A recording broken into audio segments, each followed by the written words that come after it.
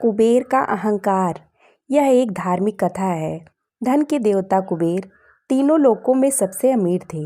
एक दिन उनके मन में विचार आया कि उनके पास इतनी संपत्ति है, लेकिन देवलोक में कम ही लोगों को इसकी जानकारी है। इसीलिए उन्होंने अपने धन का प्रदर्शन करने के विचार से एक भव्य भोज का आयोजन करने की बात सोची। इस भोज में तीनों लोकों के सभी देवी देवताओं को आमंत्रित किया गया।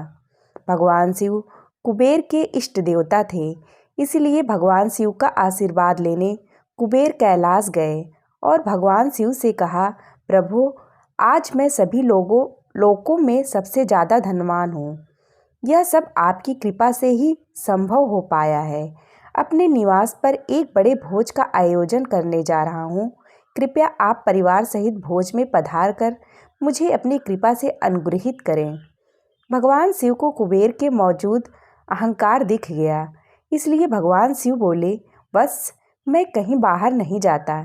यह सुनकर कुबेर शिव भगवान के सामने गिड़गिड़ाने लगे, भगवान, अगर आप नहीं आएंगे तो आपके बिना मेरा यह सारा आयोजन बेकार हो जाएगा, यह सब व्यर्थ हो जाएगा।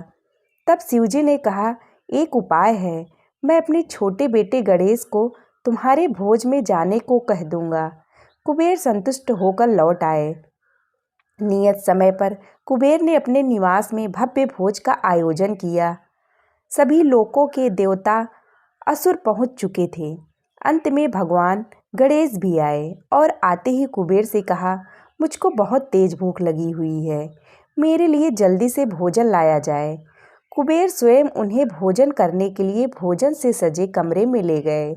सोने और चांदी के थाली में भोजन परोसा गया। कुछ देर बाद ही परोसा गया। सारा भोजन खत्म हो गया। गणेश जी के लिए दोबारा खाना परोसा गया। गणेश जी उसे भी खा गए। बार बार खाना परोसा जाता और क्षण भर में गणेश जी सारा भोजन चट कर जाते। थोड़ी ही देर में हजारों देवी देवता और असुरों के लिए बना भोजन खत्म हो गया, लेकिन भगवान गणेश का पेट नहीं भरा। वे रसोई घर में जा पहुँचे और वहाँ रखा सारा कच्चा सामान भी खाने लगे, लेकिन तब भी उनकी भूख नहीं समाप्त हुई। जब सभी खाद्य वस्तुएं खत्म हो गई तो भगवान गणेश ने कुबेर से कहा, जब तुम्हारे इस भोज में मुझे खिलाने के लिए कुछ था ही नहीं, तो तुमने मुझे अपने भोज में न्योता क्यों दिया था? भगवान गणेश की बात सुनकर कुबेर का अहंकार चूर चूर हो गया।